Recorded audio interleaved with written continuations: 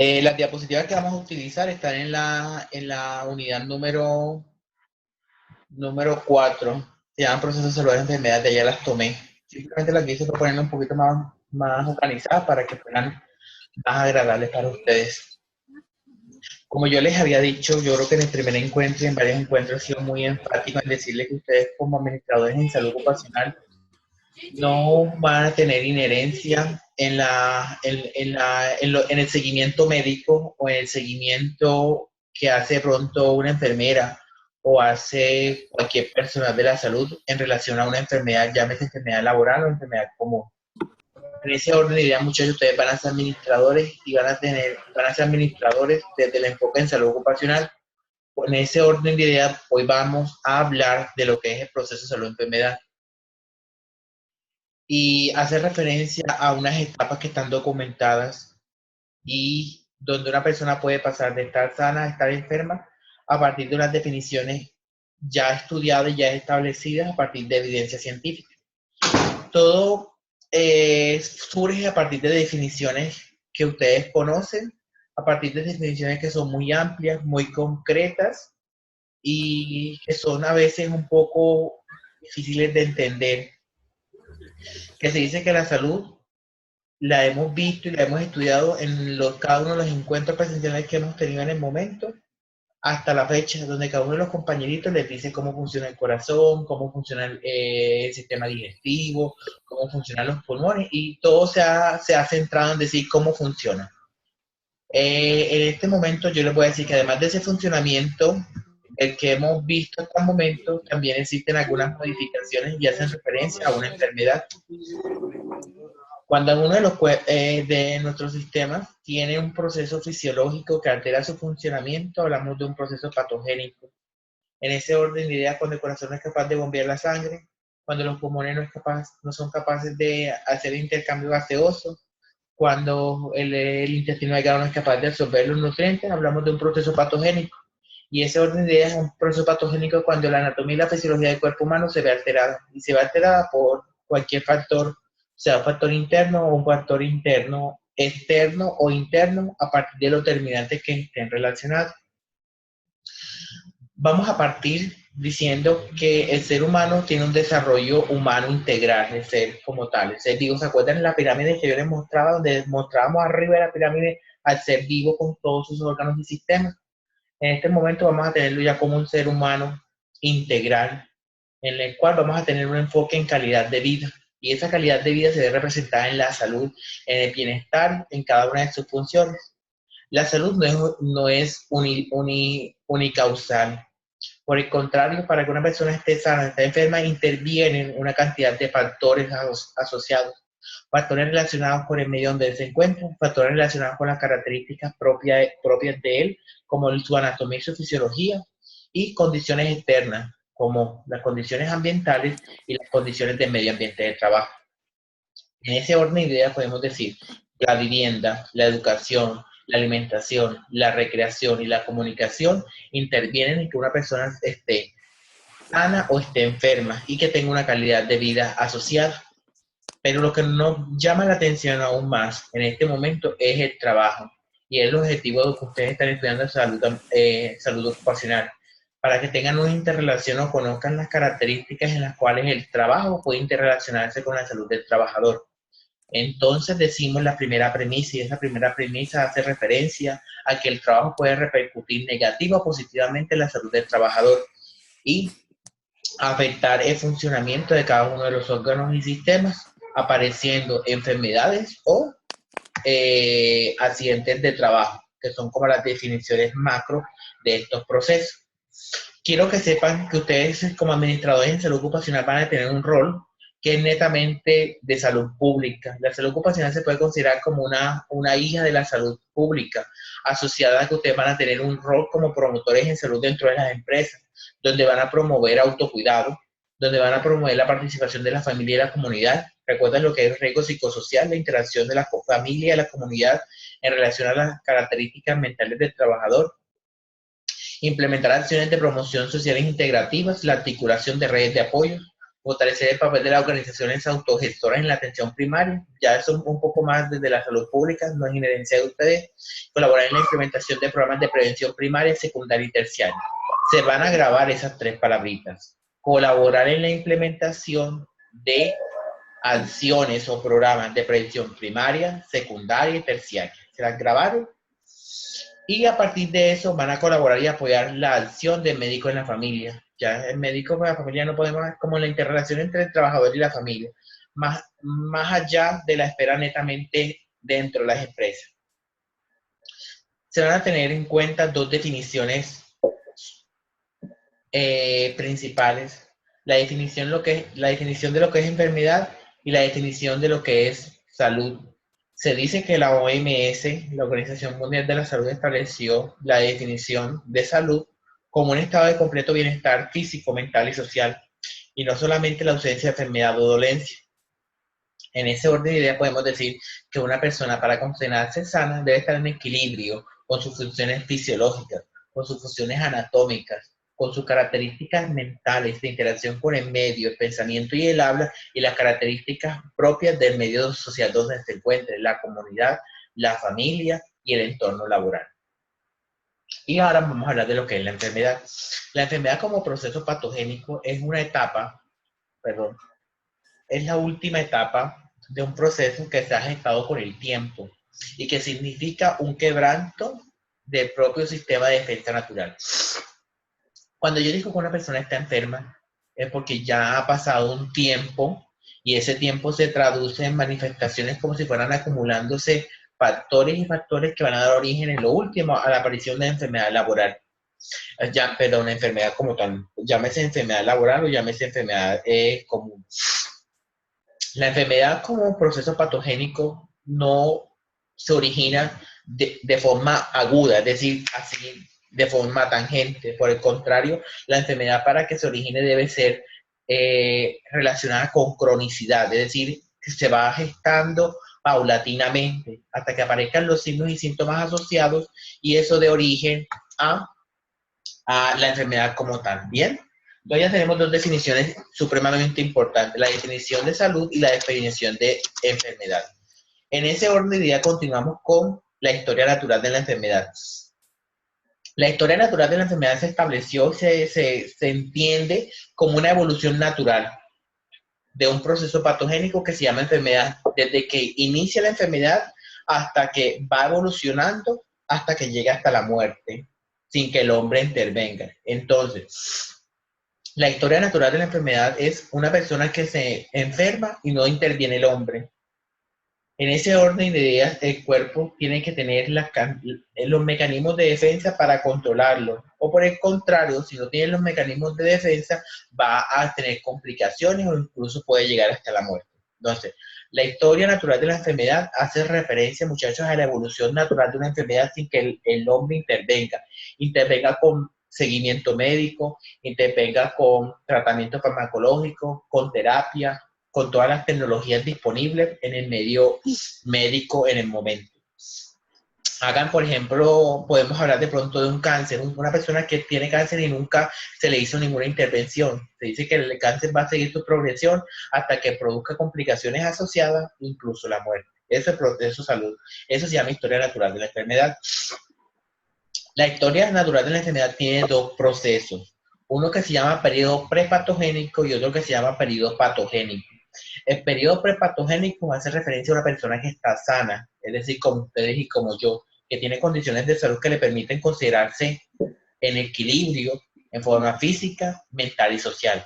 Y corresponde al tiempo en que las personas están sanas, es decir, se encuentran en equilibrio con su medio ambiente, están bien, no hay ninguna alteración ni física, ni mental, ni social. Es decir, la anatomía y la fisiología funciona de forma perfecta. Por el contrario, cuando hablamos de periodo patogénico, corresponde al inicio de la enfermedad aún antes de que se presenten los síntomas. Cuando existe periodo patogénico, la persona está enferma y la persona enferma puede tener signos y síntomas asociados o, por el contrario, no puede tener síntomas. Es decir, está enferma pero no tiene síntomas asociados. Y son muchas las enfermedades silenciosas, que las personas nunca desarrollan síntomas, sino cuando hay alguna complicación, una complicación de gran complejidad, se le hace el diagnóstico. Por ejemplo, las personas que mueren de infarto, las personas que tienen daño cerebral. Eso fue un proceso que se venía manifestando, sino que no tenía síntomas asociados. ¿Hasta el momento tiene alguna pregunta? Carolina Restrepo, te escucho. ¿Tienes preguntas? Entonces, sí, pero no sobre pues, el tema de ahorita que pueden interrumpirlos, sino sobre el video que tengo que montar hoy. Bueno, dale, ahorita hablamos de eso, dale. Ahorita concentrémonos en esto y luego hablamos de X o Y actividad. ¿Bien? Dale. En relación a esto, Carolina, ¿tienes alguna pregunta? No, voy bien. Dale. Yo me voy para abajo. Víctor, ¿tienes preguntas, Víctor? Profe, qué pena, ahorita usted dijo que no se le olvide estos tres conceptos. Era colaborar con la prevención de... Prevención primaria, prevención secundaria y prevención terciaria. No se les van a olvidar. Y tampoco se les va a olvidar la definición de salud ni la definición de enfermedad. Y no se les va a olvidar ni la definición de periodo prepatogénico ni periodo patogénico. Ya con que tengan eso Otra cosa, claro. profe. Qué pena, profe. Discúlpeme. Esta videoconferencia queda grabada, ¿cierto? Sí, señor. Queda allí grabada para nosotros Sí. volver a mirar. Sí, señor. Sí. Sí. Gracias, profe. Dale. A partir de esas definiciones, muchachos, dime, Luisa. Profe, una pregunta. Dime. Las diapositivas que usted está presentando están en la unidad, en la plataforma. Sí, señora, en la unidad número 4. Ah, listo, profe. Eso Bueno, era. Gracias. El periodo, ya, ¿se acuerdan lo que era el periodo prepatogénico? ¿Está sano o está enfermo? ¿Está sano o está enfermo? Enfermo. Está sano. Está sano, prepatogénico, está sano. Sano. Cuando Sano, una persona está sana, interviene algo que se llama tríada ecológica. La tríada ecológica tiene su fundamento en epidemiología y en salud pública. Pero ahora que se las explique, se van a dar cuenta que es lo mismo que se utiliza en salud ocupacional. Las tres variables de la tríada ecológica son el medio ambiente laboral, que se llama tiempo, y ustedes hablan de medio ambiente laboral y de horas de exposición. El agente y el lugar, que hace referencia a los factores de riesgo. Ustedes hablan de factores de riesgo físico, factores de riesgo químico, factores de riesgo biológico, etcétera, etcétera. Y luego hablan de huésped o trabajador o persona expuesta. Esta tríada ecológica, muchachos, hace referencia a las tres condicionantes de salud ocupacional principales en la interacción de las ocurrencias de enfermedades laborales y accidentes de trabajo, que hace referencia al trabajador expuesto, al medio de trabajo asociado a las horas de exposición y al factor de riesgo presente. Entonces tenemos tres variables con las cuales ustedes van a comenzar a interactuar con tal de mantenerlas en equilibrio. Y ese equilibrio se va a ver traducido en un control, y ese control se va a ver repercutido en que ustedes tienen controladas estas tres variables y no se desarrolla ni un accidente de trabajo ni una enfermedad laboral, porque son lo suficientemente proactivos para controlarlas a partir de las herramientas con las cuales cuentan. En conclusión, podemos decir que para que se presente la enfermedad es necesario que estén presentes todos los componentes de la tríada ecológica.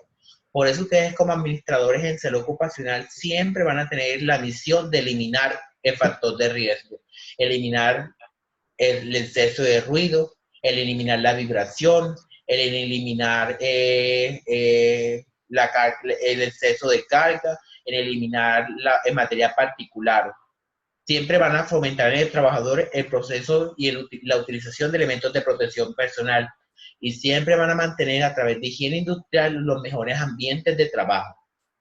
Si falta uno de estos ambientes, de estos factores, llámese factor de riesgo, llámese medio ambiente de trabajo o llámese el trabajador, no va a aparecer la enfermedad. ¿Eso qué quiere decir? Que ustedes están haciendo las acciones correspondientes para que la persona permanezca sana en sus ambientes de trabajo.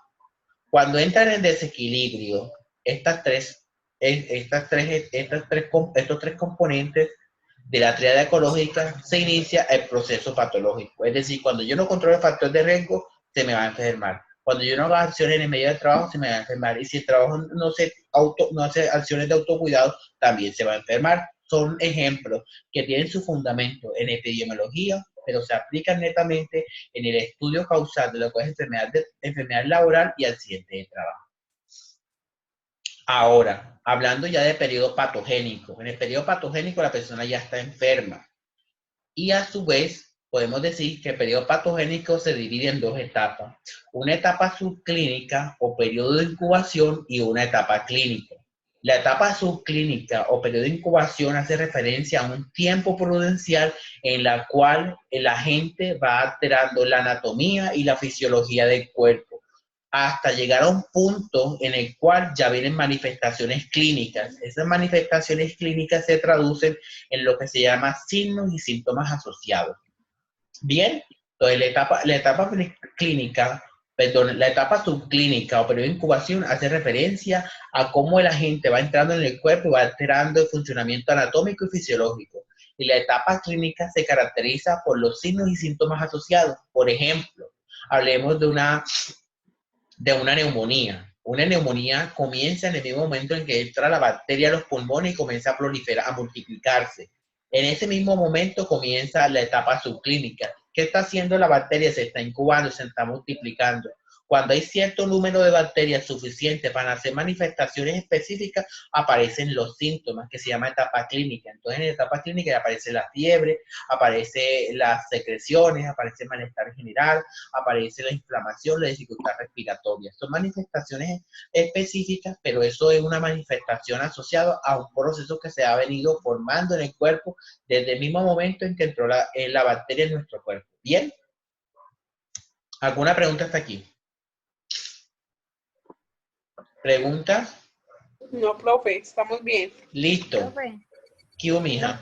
¿me puede explicar los otros tres? ¿Trabajador expuesto o me faltaron dos? Trabajador expuesto.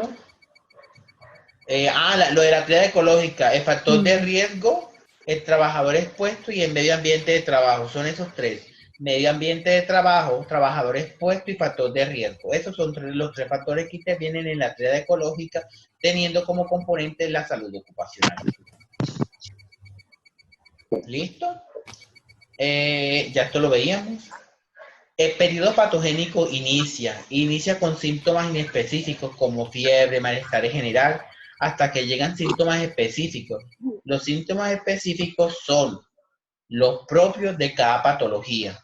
Y por último tenemos la cronicidad, que hace referencia a un daño que va a permanecer por mucho tiempo en el organismo de ese trabajador. Hablemos de una enfermedad como tal, hablemos de una, ¿qué enfermedad laboral quieren hablar? Díganme cualquiera. Cualquiera.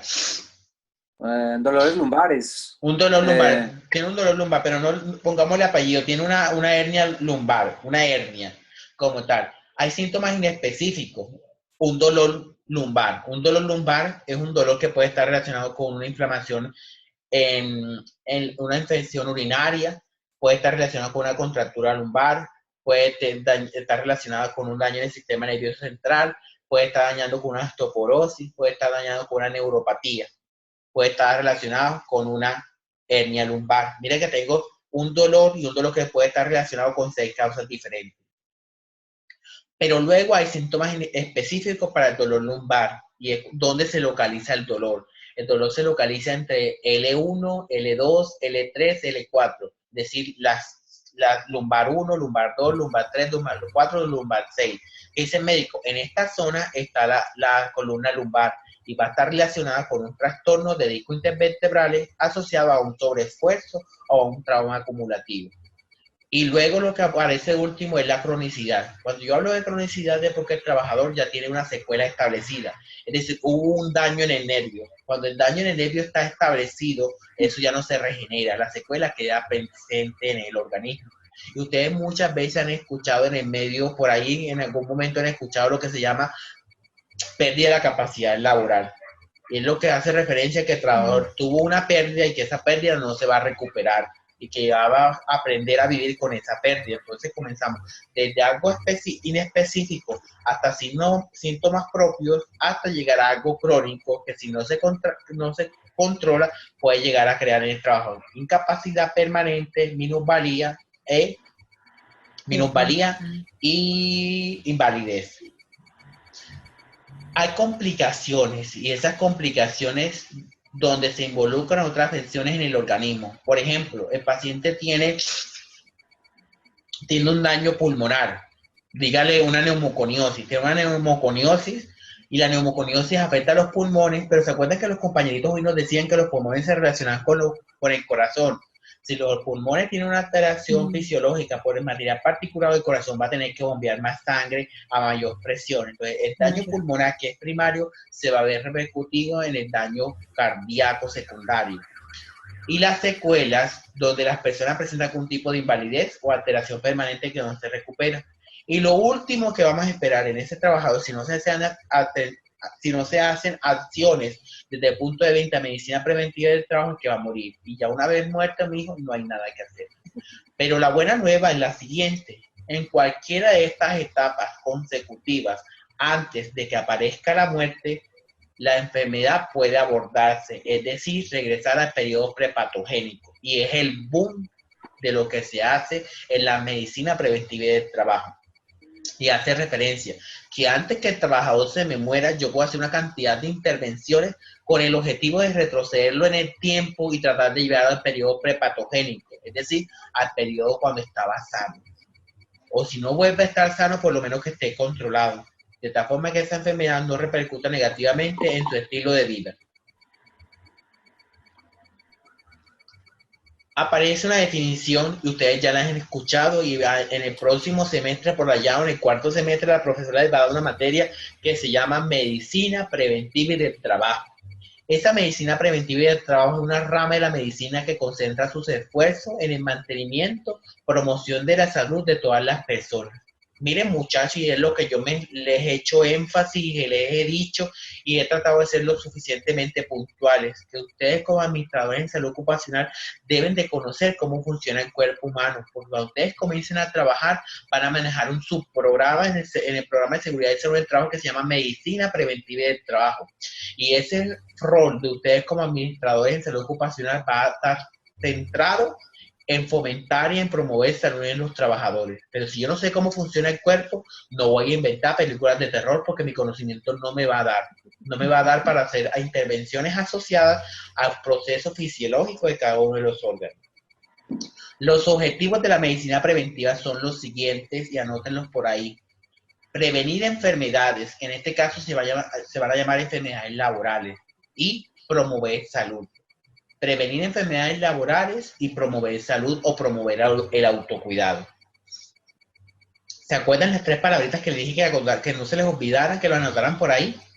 La medicina preventiva tiene 3 niveles de acción. El primer nivel se llama medicina prevención primaria. El segundo nivel se llama prevención secundaria. Y el tercero se llama prevención terciaria. Esos 3 niveles de prevención hacen referencia a la evolución clínica de la enfermedad y la forma como ustedes en administración en salud ocupacional pueden intervenir una enfermedad antes de que una persona se muera, con el objetivo de llevarla al periodo prepatogénico. Ahora vamos a conocer cada una de ellas. La prevención primaria. ¿Qué es prevención primaria? Prevención primaria prevención primaria comprende la promoción, el fomento de la educación y la protección específica. Siempre que yo hablo de promoción primaria, de prevención primaria, estoy hablando de procesos educativos. Educar y educar. Fomentar salud. Yo fomento salud de una persona cuando la educo. Y cuando la educo le estoy dando las herramientas para que él controle las variables y haga mejor control de su salud. Le estoy dando las herramientas, educarlo. Y ustedes ven con mi trabajo en salud ocupacional que ustedes viven educando sobre el uso de elementos de protección personal, el no sé qué, y viven haciendo una cantidad de capacitaciones. Incluso existe un programa que se llama Programa de Capacitación Continua o Educación Continua dentro de las empresas. Y también existen protecciones específicas. Un típico ejemplo son las vacunas. La vacuna que me protege contra la hepatitis B, la vacuna que me protege contra la influenza, la vacuna que me protege contra el tétanos. Entonces, eso, protección específica también son acciones que también van en la prevención primaria. Entonces, prevención primaria, ¿qué es? Prevención primaria es educar. Prevención primaria es fomentar autocuidado. Y prevención primaria es proteger específicamente ante un riesgo X o Y. Ejemplos de prevención primaria. Acciones de educación sobre hábitos relacionados con la salud, evitar sustancias dañinas, evitar circunstancias dañinas, medidas específicas de prevención, todo lo que es educación de prevención primaria. ¿Listo? Ahora vamos a ver lo que es prevención secundaria. ¿Les quedó claro lo que es prevención primaria? Sí. ¿Claro? ¿Claro la definición de prevención primaria? Sí, profe. Bueno, ahora vamos a ver lo que es prevención secundaria. La prevención secundaria hace referencia a 3 variables que se llaman diagnóstico precoz, tratamiento oportuno y prevención de secuelas. Cuando yo hago prevención secundaria, tengo que hacer el diagnóstico de forma temprana, iniciar el tratamiento lo más rápido posible y evitar secuelas. Esta es prevención secundaria. Hacer el diagnóstico, hacer el tratamiento y evitar secuelas. Por ejemplo, yo cuando hago diagnóstico de un síndrome de túnel de carpo, cuando hago fisioterapia y cuando evito pérdida de capacidad laboral, estoy haciendo prevención secundaria. Hago prevención secundaria cuando el trabajador le hacen un diagnóstico de síndrome de manguito rotador, cuando le hacen cirugía, cuando le hacen tratamiento farmacológico, cuando le hacen terapia. Todo lo que es tratamiento y diagnóstico es prevención secundaria. ¿Listo? Un ejemplo de eso son los pacientes crónicos. Los medicamentos, la toma de la presión arterial, los medicamentos que se toman, los exámenes de laboratorio. Eso es prevención secundaria. Profe, discúlpeme. Diga. Prevención secundaria serían tratamientos y qué más. Diagnóstico, tratamiento y evitar secuelas. Eso es prevención secundaria. Diagnóstico precoz, tratamiento oportuno y evitar secuelas. Que, por ejemplo, digamos que el paciente tiene cáncer y le voy a hacer diagnóstico de cáncer lo más rápido posible. Y si tiene cáncer, le voy a comenzar el tratamiento lo más rápido posible. Y si inicio el tratamiento lo más rápido posible, voy a evitar que aparezcan secuelas. No es lo mismo, ustedes saben, ustedes lo han escuchado en el medio donde se encuentran.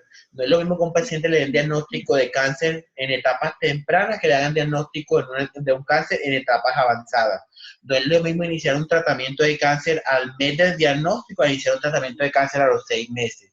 En ese orden de ideas pueden aparecer secuelas asociadas a la proliferación o a la cronicidad de la enfermedad. Muy buena Bien. herramienta. Vamos a realizar un montaje sencillo. Cuenta. Y ahora vamos a ver ejemplos de detección precoz. Cuando yo hablo de detección precoz, ¿es prevención primaria o secundaria? Secundaria. Secundaria. Entonces, ejemplos de prevención secundaria en lo relacionado a detección precoz. ¿Cómo sé yo que una persona tiene anemia? A través de la hemoglobina, a través de un hemograma. Si en el hemograma tiene la hemoglobina bajita, tiene una anemia. ¿Cómo me doy cuenta que la persona tiene una enfermedad cardíaca? A través de un electrocardiograma. ¿Cómo me doy cuenta que una persona tiene un carcinoma de cervix, una mujer? A través de la citología. ¿Cómo puedo darme cuenta de que una persona tiene un síndrome de túnel de carpo? A través de una electromiografía. Entonces, esas pruebas de laboratorio, esas pruebas de examen médico, me van a ayudar a entender un diagnóstico específico.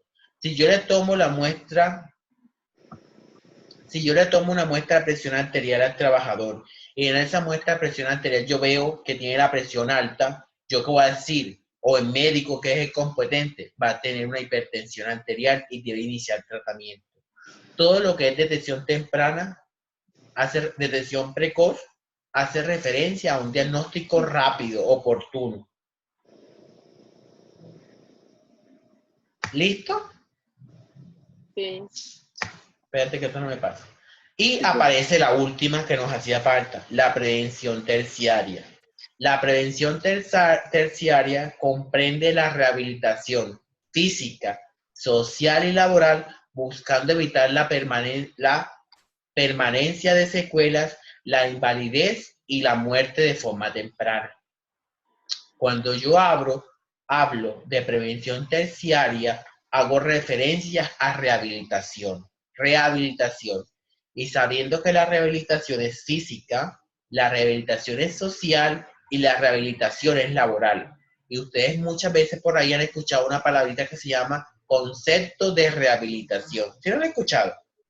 Concepto de rehabilitación. Es un concepto que pide un médico laboral diciendo que la persona ya está apta para volver al trabajo, porque ya ha sido rehabilitada física, social y laboralmente, y puede reubicarse en su trabajo, haciendo las tareas que venía desempeñando o por el contrario, realizando otras para evitar el factor de riesgo que desarrolló la enfermedad.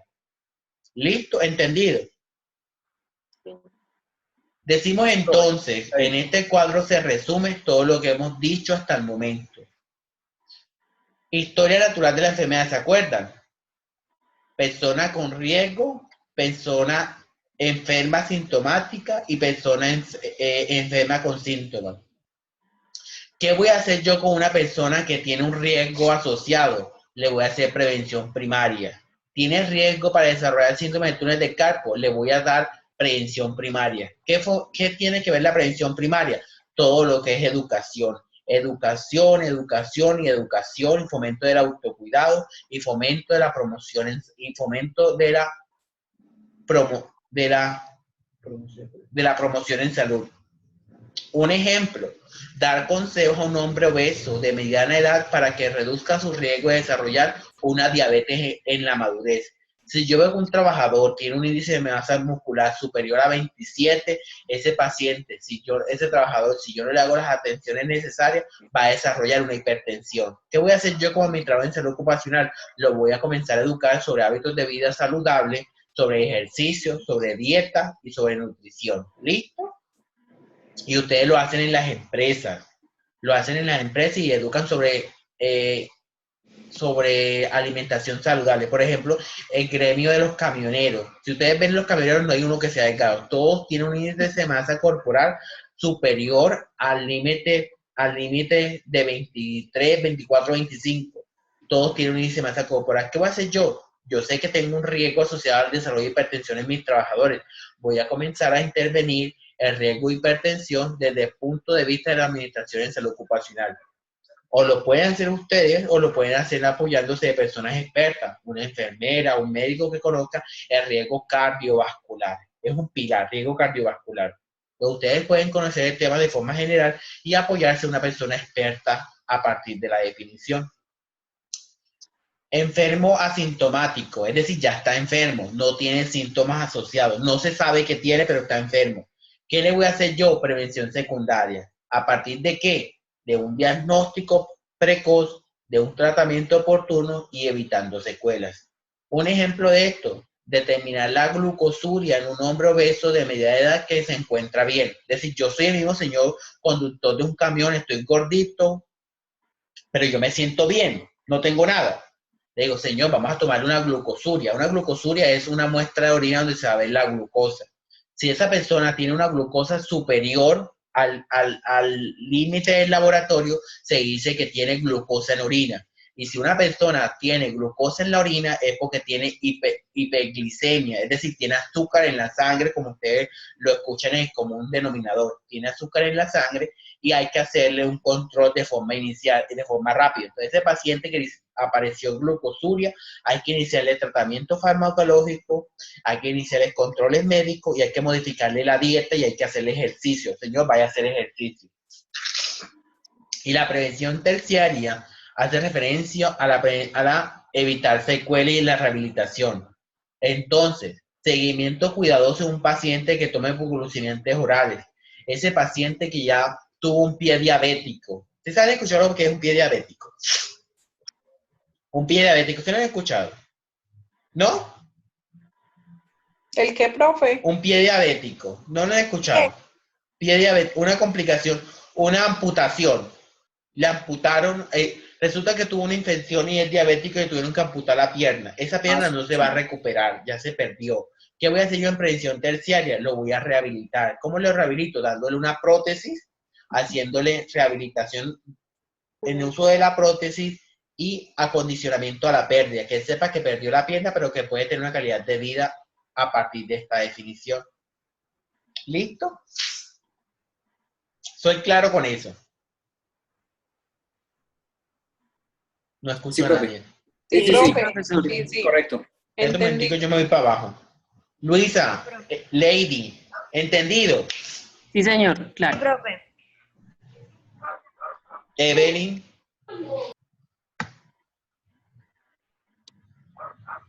Luz Miriam, ni en la casa se queda callada Luz Miriam. Bendito sea el Señor. Luz Miriam, ¿entendido? Ay, no te escucho, Luz Miriam, qué pena.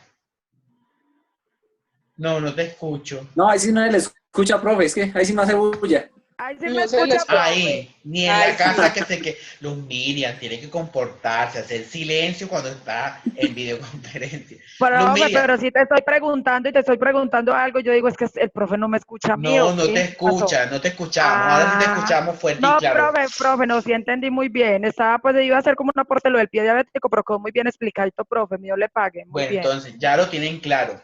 Prevención primaria, autocuidado y fomento de salud.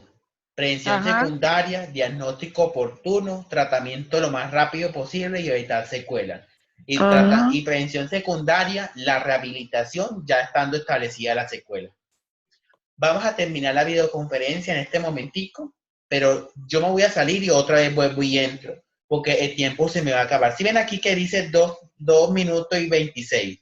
Sí. Entonces, yo me voy a salir y vuelvo y entro enseguida para cerrarles esto con un ejemplo. Y ya con esto les digo para qué hablamos de este tema hoy y cuál es el objetivo de esta videoconferencia. Y entramos por este mismo link. No, ustedes no se van a salir, ustedes se van a quedar ahí. Bueno. El que se va a salir y Listo, entra profe. soy yo. Yo Bueno, salgo y profe. vuelvo y entro. Ok. No se me le vayan. termina el tiempo. Ya, Listo, lo ya esperamos. enseguida vengo. Ok, profe, gracias. Espérenme. Ok, profe. Oh, Miriam. Vea, Eso Víctor, es- usted no me la monte a mi papito, que usted es el que más habla, mijo. Usted es el más desordenado. ¿Quieres una vez?